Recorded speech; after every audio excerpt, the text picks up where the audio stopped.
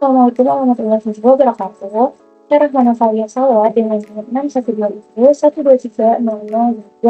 Saya dari program studi manajemen kelas RA1 semester 3. Di sini saya akan menjelaskan beberapa materi yang sudah saya pelajari selama semester 3 ini dalam mata kuliah komunikasi. Ini dosen kampus Bapak Muhammad Teguh Setiadi, SEMN, CTMP, CMC, CPGAM, CPLM, CI. Baik, kita masuk ke materi yang pertama. Materi yang pertama yaitu komunikasi bisnis. Istilah komunikasi atau communication bersumber dari kata Latin dan bersumber dari kata commons yang berarti sama. Sama di sini maksudnya adalah sama makna. Dalam prosesnya, minimal komunikasi berlangsung apabila ada kesamaan makna mengenai apa yang dipercakapkan. Selanjutnya, komunikasi menurut beberapa ahli.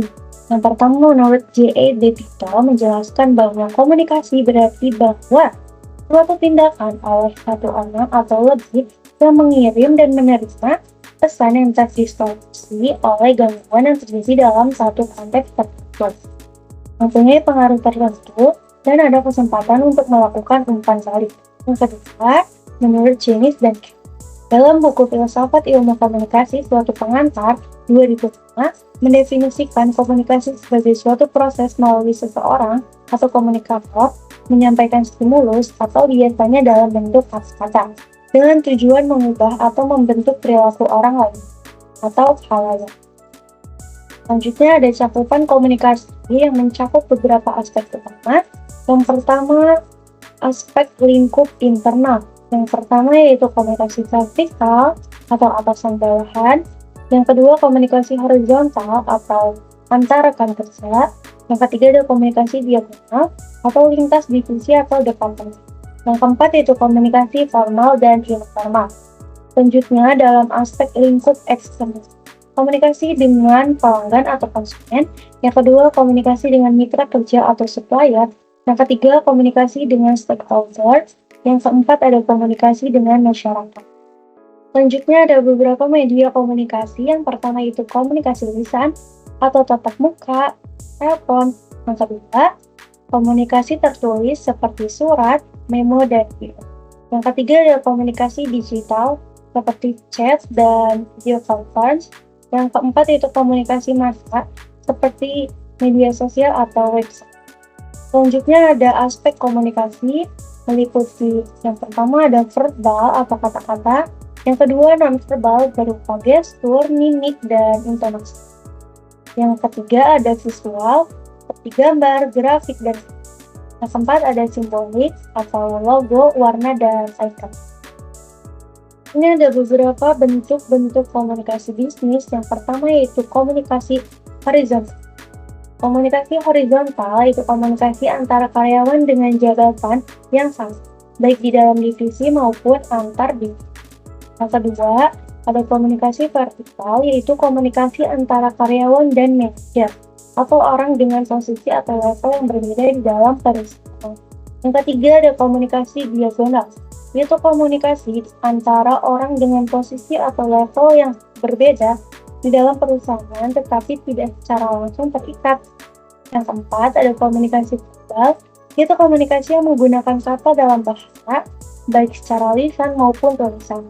Contohnya seperti membuat dan mengirim surat pengantar barang, surat penawaran barang, atau surat konfirmasi barang. Yang kelima ada komunikasi tertulis, yaitu komunikasi yang dilakukan melalui email, pesan teks, blogspot, surat bisnis, laporan, proposal, kontrak, atau deskripsi pekerjaan. Yang keenam ada komunikasi langsung atau tatap muka, yaitu metode komunikasi yang paling umum dan cenderung paling disukai. Yang ketujuh ada online conference, yaitu metode komunikasi bisnis lainnya. Selanjutnya ada beberapa penyebab kesalahpahaman komunikasi bisnis. Yang pertama yaitu pesan berantai, seperti distorsi pesan saat melewati beberapa titik. Yang kedua, gangguan fisik, seperti hambatan fisik yang mengganggu proses penyampaian pesan. Yang ketiga, pesan bermakna ganda, pesan yang memiliki lebih dari satu makna. Selanjutnya, ada saluran komunikasi yang tidak tepat. pemilihan saluran yang tidak sesuai dengan situasi. Yang kelima, kurang memperhatikan pesan, kurangnya konsentrasi saat menerima pesan. Yang keenam, komunikasi yang tidak etis seperti tidak mengindahkan etika komunikasi bisnis. Yang ketujuh, informasi yang membludak seperti terlalu banyak informasi yang tidak diperlukan. Yang kedelapan adalah kesalahan dalam menafsirkan pesan, seperti perbedaan dalam memahami makna pesan. Oke, di sini ada unsur-unsur komunikasi. Yang pertama yaitu pengirim atau komunikator. Pengirim pesan atau komunikator adalah manusia berakal budi yang berinisiatif menyampaikan pesan untuk mewujudkan motif komunikasinya. Yang kedua, penyajian atau encoding. Pengertian dari penyajian atau encoding adalah proses di mana komunikator mengemas maksud atau pesan yang ada dalam benak dan hatinya menjadi simbol-simbol, suara, tulisan, gerak tubuh, dan bentuk lainnya untuk dapat dikirimkan kepada komunitas. Yang ketiga ada pesan atau message. Pesan atau message merupakan informasi yang akan disampaikan oleh komunikator melalui simbol. Yang keempat yaitu saluran atau media. Media dalam ilmu komunikasi diartikan sebagai saluran, sarana penghubung, dan alat-alat komunikasi. Yang kelima ada penyajian ulang atau decoding. Penyajian ulang atau decoding merupakan sebuah proses reaksi komunikan dalam menerima pesan dari komunikator. Kemudian komunikan akan mengartikan atau menginterpretasikan simbol-simbol menjadi sebuah makna atau informasi. Yang keenam ada penerima atau komunikan. Penerima atau komunikan ini merupakan individu atau kelompok yang menjadi sasaran komunikasi. Yang ketujuh ada umpan balik dan feedback. Informasi yang kembali ke komunikator atau pengirim dari komunikan atau penerima sebagai bentuk respon terhadap pesan yang diterima oleh komunikan atau penerima, merupakan bentuk umpan balik atau feedback dalam proses komunikasi. Selanjutnya ada bentuk komunikasi. Yang pertama komunikasi verbal. Komunikasi verbal merupakan salah satu bentuk komunikasi yang lazim digunakan untuk menyampaikan pesan-pesan bisnis kepada pihak lain melalui tulisan maupun lisan. Yang kedua ada komunikasi non-verbal. Komunikasi non-verbal merupakan komunikasi yang berbentuk lambang seperti gestur, gerak tangan, kaki, atau bagian lain dari tubuh. Bisnis dalam pandangan komunikasi. Yang pertama, komunikasi internal. Menghubungkan seluruh tim dalam organisasi. Komunikasi internal penting untuk menyampaikan visi, misi, serta tujuan perusahaan, sehingga semua anggota memiliki pemahaman yang seragam. Yang kedua, komunikasi eksternal. Di sisi lain, komunikasi eksternal melibatkan hubungan perusahaan dengan pihak luar, seperti pelanggan, media, dan komunitas. Yang ketiga ada komunikasi pemasaran. Dalam bisnis, pemasaran tidak hanya menawarkan produk, tetapi juga menyampaikan pesan, nilai, dan manfaat produk kepada pelanggan. Yang keempat ada komunikasi manajerial. Manajer memerlukan keterampilan komunikasi untuk memimpin, memberi instruksi, dan memotivasi timnya. Yang kelima ada komunikasi krisis. Dan situasi krisis seperti produk atau krisis kepercayaan publik, komunikasi sangat penting untuk menangani persepsi negatif dan memulihkan kepercayaan. Yang keenam ada komunikasi digital. Di era digital, bisnis juga perlu beradaptasi dengan platform komunikasi baru seperti media sosial, email marketing, dan Oke, kita masuk ke materi yang kedua, yaitu manfaat komunikasi bisnis bagi perusahaan. Tujuan komunikasi bisnis yaitu menyampaikan informasi kepada klien, kolega, customer, bawahan, dan penyedia atau supervisor. Yang kedua, memberikan pengaruh kepada orang lain. Yang ketiga, memberi stimulus pada minat. Yang keempat, memberikan pesan kepada masyarakat untuk melakukan pekerjaan atau tugas. Yang kelima, memberikan pendidikan tentang perilaku. Selanjutnya ada fungsi komunikasi bisnis. Yang pertama, informatif. Informatif itu menyampaikan informasi tentang situasi dan keadaan perusahaan, target pasar, konsumen, pesaing, dan lain-lain. Yang kedua ada persuasif. Persuasif itu mempengaruhi orang lain untuk melakukan apa yang diinginkan. Ketiga ada kontrol. Mengatur dan mengawasi kegiatan dalam organisasi. Yang keempat, emotif. Meningkatkan penerimaan pesan melalui emosi. Yang kelima, ada koordinasi. Menyelaraskan kegiatan antara unit dalam organisasi. Oke, di sini ada umpan balik komunikasi bisnis. Umpan balik langsung. Umpan balik yang diberikan oleh penerima pesan saat komunikasi tatap muka, seperti melalui mimik wajah, ekspresi, dan bahasa tubuh. Yang kedua, ada umpan balik tertulis. Umpan balik yang diberikan oleh penerima pesan dalam bentuk respon atau balasan ketika menanggapi pesan tertulis. Yang ketiga, ada umpan balik tidak langsung. Umpan balik yang tidak langsung datang dari penerima atau sumber. Umpan balik tidak langsung bisa berupa komentar, email, atau informasi dari individu dalam organisasi. Yang keempat, ada umpan balik dapat membantu perusahaan. Umpan balik dapat membantu perusahaan itu untuk memahami kebutuhan pelanggan, memastikan pesan telah dipahami dan diterima dengan baik, memodifikasi strategi komunikasi, mengidentifikasi peluang untuk meningkatkan produk dan layanan. Yang kelima, ada umpan balik dapat berbentuk verbal, non-verbal, positif, negatif, netral, inferensial, langsung, yang tidak langsung, serta internal dan eksternal. Selanjutnya ada beberapa faktor yang menghambat adanya komunikasi. Yang pertama, masalah dalam menyampaikan pesan. Yang kedua, masalah dalam menyampaikan pesan. Yang ketiga, masalah dalam menerima pesan. Yang keempat, masalah dalam menafsirkan pesan. Ini ada cara untuk memperbaiki komunikasi. Yang pertama, menjadi komunikator yang baik. Menyampaikan pesan yang jelas dan efisien. Yang kedua, menjadi pendengar yang baik, memperhatikan pesan dan memahami maknanya. Yang ketiga, menggunakan media audio visual seperti meningkatkan aksesibilitas komunikasi. Yang keempat, membangun hubungan yang kuat seperti meningkatkan kepercayaan dan saling pengertian. Selanjutnya kita masuk ke materi yang ketiga, yaitu komunikasi efektif dalam organisasi, membangun pola dan mengelola tantangan. Komunikasi dalam organisasi dapat diartikan sebagai proses penyampaian informasi, ide, dan perasaan di antara individu atau kelompok dalam sebuah organisasi. Selanjutnya ada pentingnya komunikasi. Komunikasi yang efektif memainkan peran yang penting dalam membangun hubungan yang kuat antara anggota organisasi. Yang kedua, ada informasi yang jelas dan tepat sangat penting dalam mendukung pengambilan keputusan di tingkat manajemen. Yang ketiga, ada komunikasi yang terbuka dan transparan memiliki dampak positif terhadap motivasi dan keterlibatan karyawan. Ini ada teori-teori komunikasi.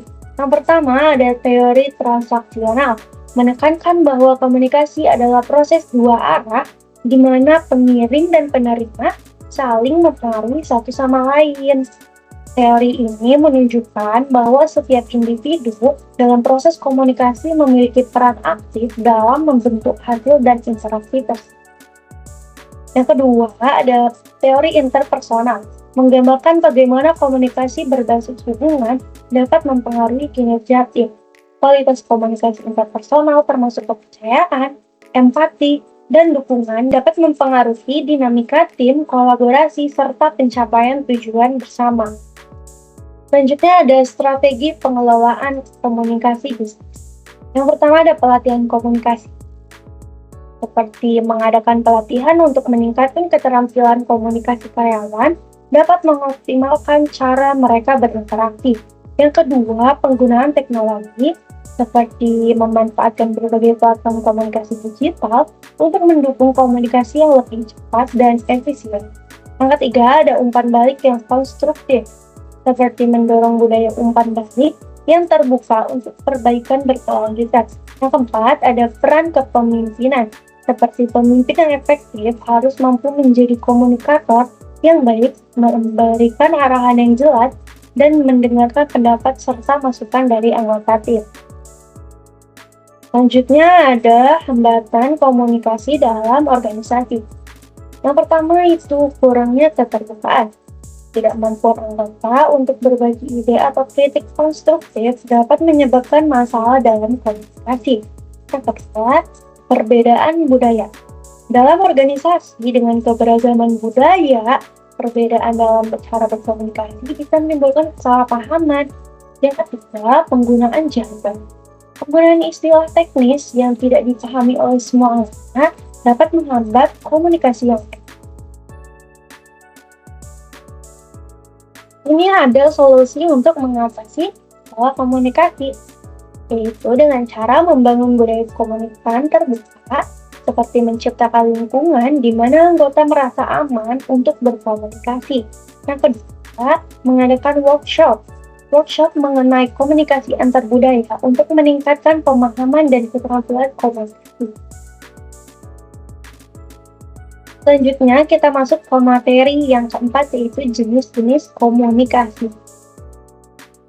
Yang pertama, komunikasi berdasarkan penyampaian. Komunikasi berdasarkan penyampaiannya adalah proses menyampaikan informasi, pesan, ide, atau perasaan dari satu pihak ke pihak lain dengan tujuan mencapai pemahaman bersama. Berdasarkan cara penyampaiannya, komunikan ini dapat dibagi menjadi komunikasi verbal dan komunikasi non-verbal. Yang pertama itu komunikasi verbal. Komunikasi verbal adalah bentuk komunikasi yang menggunakan kata-kata sebagai media penyampaian. Yang kedua, komunikasi non-verbal. Komunikasi non-verbal adalah bentuk komunikasi yang tidak menggunakan kata-kata, baik secara lisan maupun tertulis. Komunikasi ini menggunakan bahasa tubuh, gerakan, ekspresi wajah, atau simbol-simbol tertentu untuk menyampaikan pesan. Yang kedua, yaitu komunikasi berdasarkan perilaku. Komunikasi ini merujuk pada tindakan atau respon individu dalam konteks komunikasi, baik verbal maupun non-verbal. Selanjutnya ada jenis-jenis komunikasi, jenis-jenis perilaku komunikasi. Jenis-jenis perilaku komunikasi dapat dikategorikan menjadi beberapa jenis kategori berdasarkan karakteristik dan cara penyampaiannya. Yang pertama, perilaku spontan, yang kedua, perilaku scripted, yang ketiga, perilaku contrived. Selanjutnya ada faktor yang mempengaruhi perilaku komunikasi, yaitu seperti motivasi, lingkungan sosial, kebutuhan manusia. Selanjutnya, ada yang ketiga, yaitu komunikasi berdasarkan kelangsungannya. Komunikasi berdasarkan kelangsungannya merujuk pada cara pesan disampaikan dalam konteks waktu dan jarak antara pengirim dan penerima. Di dalam komunikasi berdasarkan kelangsungan itu terdapat komunikasi-komunikasi yang lain, seperti komunikasi sinkronus atau komunikasi sinkron. Komunikasi sinkron adalah komunikasi yang terjadi secara langsung dan real time, di mana pengirim dan penerima pesan terlibat dalam interaksi yang berlangsung pada saat yang sama. Contoh komunikasi sinkron itu seperti percakapan tatap muka, telepon, video call. Yang selanjutnya ada ciri-ciri komunikasi sinkron. Yang pertama ada waktu interaksi bersamaan. Yang kedua, umpan balik langsung dan cepat. Yang ketiga, biasanya melibatkan lebih banyak isyarat non-verbal, seperti ekspresi wajah dan bahasa tubuh. Yang kedua, yaitu komunikasi asinkronus atau asinkron. Komunikasi asinkron terjadi ketika pengirim dan penerima pesan tidak berinteraksi secara langsung pada waktu yang sama. Contoh komunikasi asinkron yaitu seperti surat elektronik atau email. Yang kedua, pesan teks atau SMS. Yang ketiga, forum atau grup diskusi online. Selanjutnya ada ciri-ciri komunikasi asinkron. Yang pertama, pengirim dan penerima tidak berinteraksi pada waktu yang sama. Yang kedua, umpan balik lebih lambat. Yang ketiga, pesan seringkali lebih terstruktur dan dipertimbangkan sebelum dikirim. Selanjutnya, yang keempat yaitu komunikasi berdasarkan maksud komunikasinya. Komunikasi adalah proses bertukar informasi, ide, dan emosi yang berlangsung dalam interaksi sosial sehari-hari. Komunikasi dapat diklasifikasikan menjadi beberapa jenis utama. Yang pertama, komunikasi informatif, persuasif, instruktif, dan ekspresif. Yang pertama yaitu komunikasi informatif. Komunikasi informatif ini bertujuan untuk menyampaikan pesan atau informasi atau fakta-fakta kepada penerima. Yang kedua yaitu komunikasi persuasif. Komunikasi persuasif adalah komunikasi yang bertujuan untuk mempengaruhi pikiran, sikap, atau perilaku penerima. Yang ketiga yaitu komunikasi instruktif. Komunikasi instruktif adalah komunikasi yang bertujuan memberikan instruksi atau perintah kepada penerima untuk melakukan sesuatu. Yang keempat itu komunikasi ekspresif. Komunikasi ekspresif adalah jenis komunikasi yang bertujuan untuk mengekspresikan emosi, perasaan, atau pengalaman pribadi. Yang kelima yaitu komunikasi berdasarkan ruang lingkup. Komunikasi adalah proses bertukar informasi, gagasan, dan emosi antara individu atau kelompok untuk mencapai tujuan bersama. Berdasarkan ruang lingkupnya, komunikasi dapat dibagi menjadi dua kategori, yaitu komunikasi internal dan komunikasi eksternal. Yaitu, yang pertama, komunikasi internal. Komunikasi internal adalah komunikasi yang terjadi di dalam suatu organisasi atau kelompok. Jenis komunikasi ini mencakup semua interaksi dan pertukaran informasi yang terjadi antara anggota organisasi dengan tujuan untuk meningkatkan koordinasi, menyelaraskan tujuan, dan mempermudah pelaksanaan tugas serta fungsi dalam organisasi tersebut. Yang kedua, yaitu komunikasi eksternal. Komunikasi eksternal adalah komunikasi yang terjadi antara organisasi dan pihak luar, seperti pelanggan, pemasok, pemerintah, media, dan masyarakat. Oke, baik, kita masuk ke materi yang kelima, yaitu komunikasi bisnis terhadap perusahaan. Komunikasi bisnis adalah proses pertukaran informasi, ide, pendapat, atau instruksi di antara individu atau kelompok dalam konteks bisnis. Tujuannya adalah untuk mencapai pemahaman bersama, membangun hubungan profesional, serta memastikan kelancaran kegiatan operasional organisasi. Komunikasi bisnis bisa terjadi secara internal dengan pihak di luar organisasi, seperti klien atau mitra bisnis.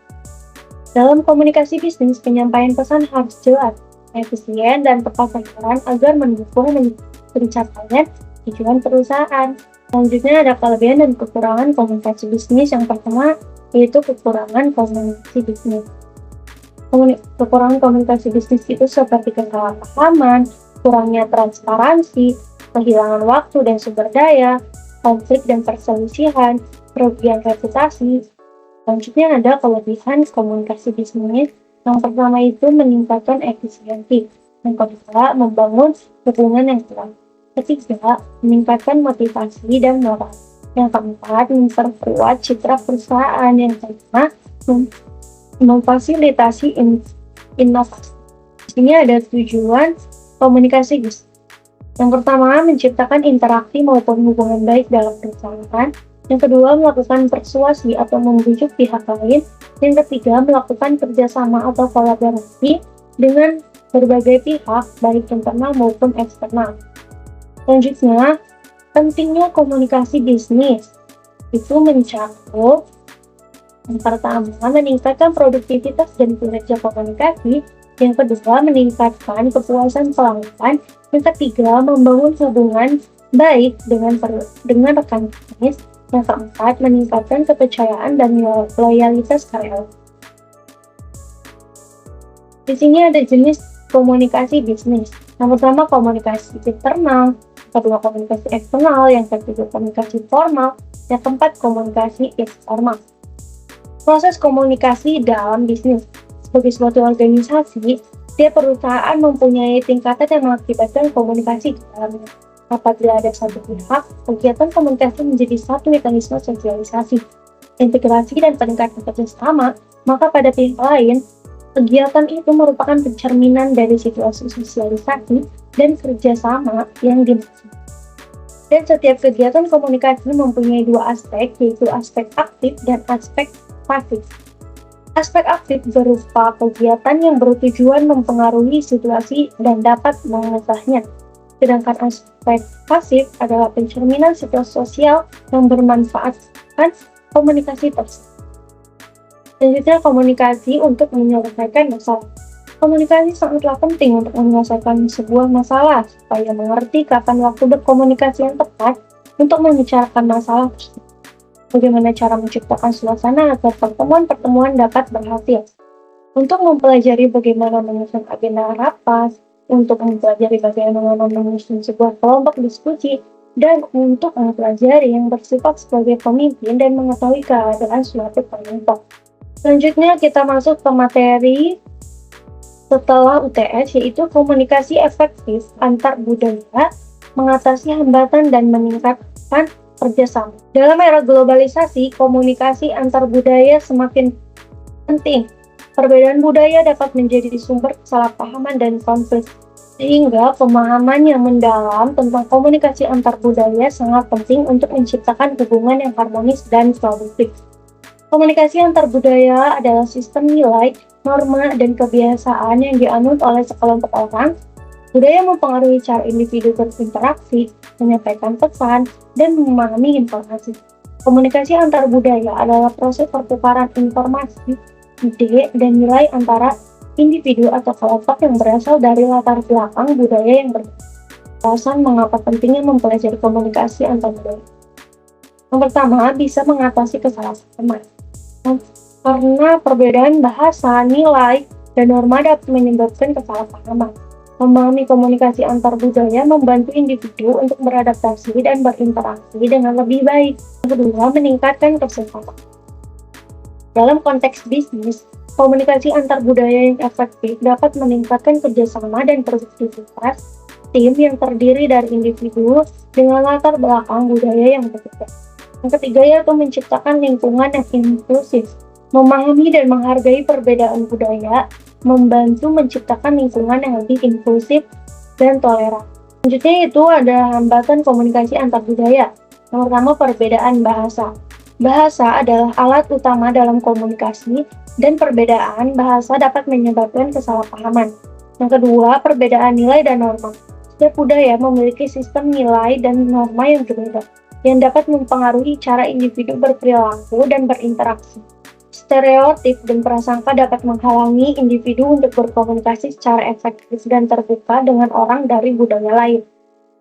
Selanjutnya, kita masuk ke materi yang ketiga setelah UTS, yaitu etika dan teknologi dalam komunikasi. Selanjutnya, beberapa konsekuensi pelanggaran etika komunikasi. Yang pertama, kehilangan kepercayaan, kerusakan reputasi, konflik dan sengketa, kehilangan kesempatan, tindakan hukum, kehilangan privasi, dan dampak negatif. Peran teknologi informasi dalam komunikasi bisnis, yaitu teknologi informasi dan komunikasi atau TIK, memainkan peran penting dalam dunia bisnis, terutama dalam e-commerce. TIK memudahkan penyebaran informasi, mengembangkan bisnis online, dan meningkatkan fleksibilitas. Pentingnya etika komunikasi dalam media sosial. Etika komunikasi dalam media sosial sangat penting untuk menciptakan interaksi yang sehat, efektif, dan bertanggung jawab di dunia digital. Selanjutnya ada meningkatkan kesadaran etika penggunaan TIK. Yang pertama, meningkatkan kesadaran tentang pentingnya perilaku baik di dunia digital. Yang kedua, mengembangkan keterampilan dalam menggunakan TIK secara etis. Yang ketiga, menciptakan lingkungan yang mendukung perilaku etis dalam penggunaan TIK.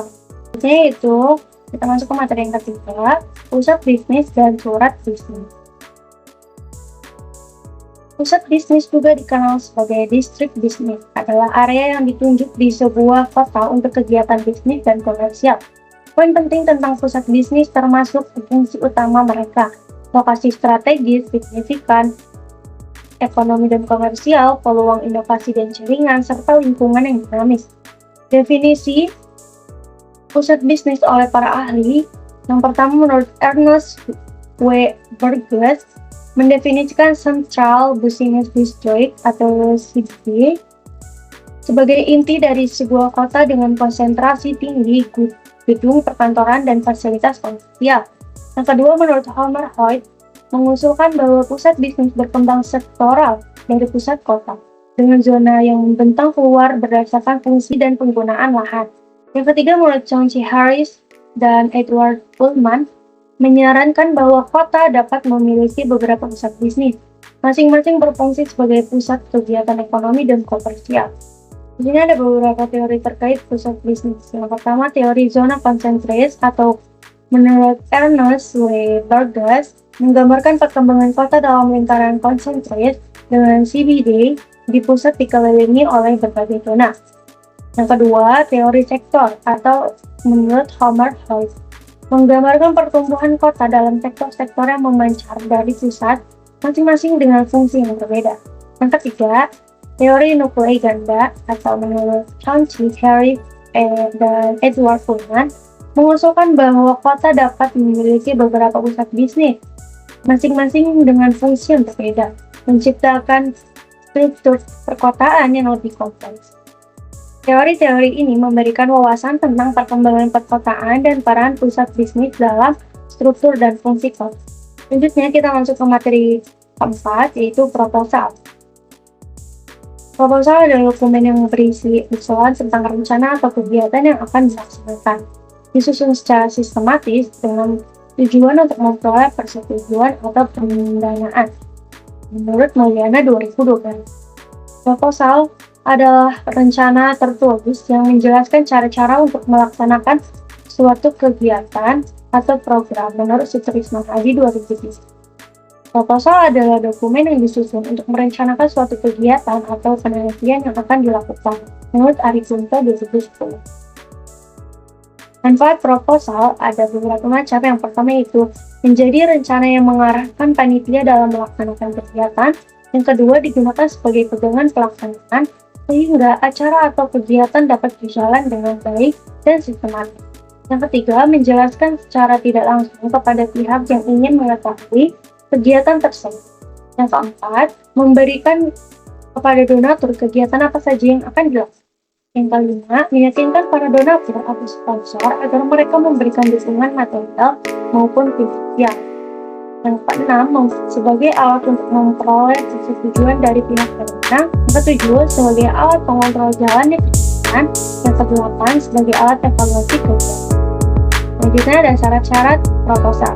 Yang pertama, sistematis, yaitu berurutan secara sistematis menurut pola tertentu.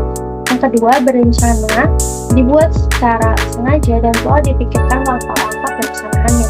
Yang ketiga, mengikuti konsep ilmiah. Pengerjaan proposal harus sesuai dengan cara-cara atau metode ilmiah. Yang keempat, yaitu jelas dan dapat dimengerti. Proposal harus jelas dan menggambarkan kegiatan yang akan dilakukan. Ciri-ciri proposal yaitu berupa lembaran-lembaran yang berisi sebuah sistem acara atau kegiatan. Yang kedua, ada pihak yang mengajukan dan pihak yang mengajukan. Yang ketiga, mempunyai kekuatan perspektif. Yang keempat, disusun sebelum rencana kerja secara keseluruhan. Yang kelima, bersifat bisnis. Yang keenam, memiliki tataran dan tujuan yang jelas. Selanjutnya, ada macam-macam proposal. Proposal berdasarkan bentuk seperti formal, non-formal, dan informal. Yang ketiga, proposal berdasarkan tujuan penulis. Proposal riset atau penelitian, proposal acara, proposal kerjasama, proposal pengembangan dana, dan proposal kerja praktek, dan proposal kita. Kemudian di sini ada unsur-unsur proposal seperti waktu dan tempat pelaksanaan, catatan kegiatan, susunan panitia, susunan acara, rancangan anggaran biaya, penutup, dan pengesahan. Yang kedua yaitu efektivitas proposal. Yang pertama ada kejelasan tujuan, struktur yang terorganisir dan baik, penyajian data dan fakta relevan, penggunaan bahasa yang tepat dan persuasif, dan memenuhi persyaratan yang ditentukan. Yang ketiga ada struktur proposal. Yang pertama yaitu judul proposal, latar belakang, nama kegiatan, tema kegiatan, tujuan kegiatan, dan landasan kegiatan. Selanjutnya kita masuk ke materi yang kelima, yaitu membuat proposal dan fungsi laporan resmi. Laporan merupakan alat penting bagi pimpinan untuk mengambil keputusan. Laporan harus akurat, lengkap, dan objektif serta berfungsi. Fungsi laporan yaitu pertanggungjawaban dan pengawasan, menjelaskan aktivitas dan kinerja. Yang kedua, penyampaian informasi, memberikan informasi terkini dan relevan. Yang ketiga, bahan pengambilan keputusan, menyediakan data untuk analisis dan strategi. Yang keempat, membina kerjasama, Membangun komunikasi dan koordinasi antar tim. Yang kelima, perluasan ide dan tukar pengalaman. Membagikan pengetahuan dan pembelajaran. Yang keenam yaitu laporan bisnis yang baik, memiliki informasi akurat, menunjukkan pertimbangan penulisan yang baik, dan format yang sesuai dengan kebutuhan pembaca. Laporan bisnis dapat diklasifikasikan berdasarkan yang pertama berdasarkan fungsi, informasi atau analisis, yang kedua subjek, departemen terkait seperti akuntansi, pemasaran, dan lain-lain. Yang ketiga yaitu formalitas, formal atau non-formal. Yang keempat yaitu keaslian, otoritas atau sukarela, publik atau swasta. Yang kelima frekuensi, berkala atau khusus. Yang keenam jenis, dipengaruhi oleh formalitas dan panjang laporan. Yang ketujuh kegiatan proyek, laporan pendahuluan, perkembangan, dan akhir. Yang ke-8 pelaksanaan pertemuan agenda dan solusi, notulen, dan laporan pertemuan. Selanjutnya ada sistematika penulisan laporan, pendahuluan, latar belakang, tujuan, manfaat, batasan, dan sistematika. Yang kedua yaitu tinjauan pustaka berisi definisi, mekanisme, parameter, dan jenis material. Yang ketiga yaitu metodologi, berisi metode penelitian, parameter, prosedur, alat, dan bahan. Yang keempat yaitu hasil dan pembahasan berisi analisis data hasil pengujian. Yang kelima yaitu penutup, kesimpulan, dan saran. Selanjutnya kita masuk ke materi yang terakhir yaitu teknologi komunikasi. Teknologi komunikasi adalah alat, teknik, atau cara yang membantu manusia dalam melakukan pekerjaan dengan lebih mudah, cepat, dan efisien.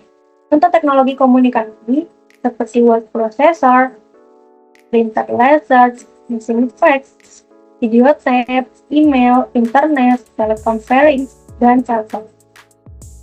Teknologi dalam komunikasi bisnis mencakup yang pertama, komunikasi bisnis dapat dilakukan secara lisan maupun tertulis. Yang kedua, teknologi seperti Word, Processor, dan Desktop Publishing membantu dalam penyusunan dokumen cepat. Yang ketiga yaitu email memungkinkan komunikasi tertulis yang lebih cepat dan efisien. Teknologi dalam komunikasi lisan yaitu teknologi seperti video conference, telepon, dan VoIP memfasilitasi komunikasi lisan dari jarak jauh. Yang kedua yaitu teknologi komunikasi lisan individual meliputi telepon, pager, dan voice email. Pengaruh teknologi terhadap komunikasi. Pertama ada dampak positifnya yaitu aksesibilitas yang lebih mudah dan cepat. Yang kedua munculnya media baru seperti media sosial dan aplikasi pesan instan. Yang ketiga globalisasi dan perluasan wawasan. Yang keempat efisiensi dalam komunikasi bisnis dan pribadi. Dampak negatifnya yaitu miskomunikasi dan kesalahpahaman. Kedua, ketergantungan berlebihan pada teknologi. Yang ketiga, resiko pelanggaran privasi. Yang keempat, FOMO atau fear of missing out. Jadi di sini ada beberapa manfaat teknologi komunikasi. Yang pertama, efisiensi dalam proses komunikasi dan pengambilan keputusan. Yang kedua, akses informasi yang lebih mudah dan cepat. Yang ketiga, kolaborasi global yang lebih efektif. Yang keempat, mendekatkan jarak dan memperluas jaringan. Yang kelima, memudahkan akses informasi dan pengembangan diri. Selanjutnya ada kelemahan teknologi komunikasi. Yang pertama yaitu resiko kebocoran data dan serangan cyber. Yang kedua, ketergantungan berlebihan pada teknologi. Yang ketiga yaitu distraksi dari notifikasi dan informasi berlebih. Yang keempat, distorsi informasi dan penyebaran hoax. Yang kelima, pengaruh terhadap budaya homogenisasi. Baik, jadi kesimpulan materi yang sudah saya bahas tadi, materi ini membahas secara menyeluruh tentang komunikasi bisnis, mulai dari definisi, fungsi, jenis, hingga tantangan dan solusi yang berkaitan dengan penerapan, serta peran teknologi dalam mendukung komunikasi bisnis. Komunikasi merupakan elemen kunci dalam bisnis dan organisasi, baik secara internal maupun eksternal. Dalam era digital, teknologi komunikasi menjadi alat yang sangat vital untuk menunjang komunikasi yang efektif. Namun, penting untuk memperhatikan etika komunikasi agar hubungan tetap profesional dan produktif. Upaya untuk meningkatkan komunikasi seperti pelatihan, pengelolaan umpan balik, dan pemanfaatan teknologi dapat memberikan manfaat besar bagi keberhasilan perusahaan. Mungkin itu saja yang bisa saya sampaikan. Video ini saya ajukan untuk mengumpulkan tugas UAS dengan mata kuliah komunikasi. Terima kasih. Semoga materi yang sudah saya sampaikan bisa bermanfaat bagi kalian semua. Terima kasih. Wassalamualaikum warahmatullahi wabarakatuh.